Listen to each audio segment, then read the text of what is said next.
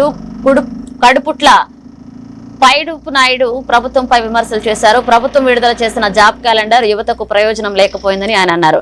ఉద్యోగాల కల్పనలో ప్రభుత్వం వైఫల్యమైందని ఆరోపించారు. ఇక జాబ్ క్యాలెండర్ లో ప్రకటించిన పోస్టులు సరిపోవని ఇతర మార్గాల ద్వారా మరిన్ని ఉద్యోగాలు కల్పించాలని డిమాండ్ చేశారు. యువత సమస్యలను ప్రభుత్వం పట్టించుకోవాలని కోరారు. మా మాజీ ముఖ్యమంత్రి జగన్మోహన్ రెడ్డి గారికి నా హృదయపూర్వక నమస్కారాలు తెలియజేసుకుంటున్నాను. ఈరోజు మొన్న ఏదైతే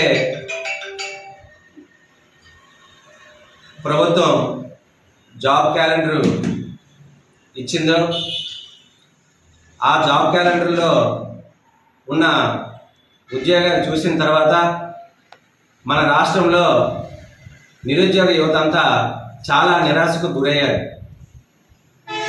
ఏదైతే గతంలో ప్రతిపక్షంలో ఉన్నప్పుడు నారా లోకేష్ గారు లక్షల్లో ఉద్యోగాలు ఖాళీ ఉన్నాయి, మా ప్రభుత్వం వచ్చిన వెంటనే అన్నీ కూడా మేము భర్తీ చేస్తామని చెప్పి జాబ్ క్యాలెండర్ ప్రతి సంవత్సరం కూడా ఇస్తామని చెప్పి 2 సంవత్సరాలు అయినప్పటికీ కూడా జాబ్ క్యాలెండర్ ఇవ్వకపోగా ఈరోజు ఇచ్చిన జాబ్ క్యాలెండర్లో 10,000 పోస్టులు మాత్రమే తీయడం చాలా బాధాకరం.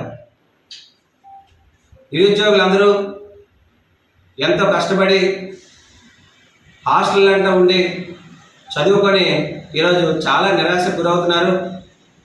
జాబ్ క్యాలెండర్ని వెంటనే రీషెడ్యూల్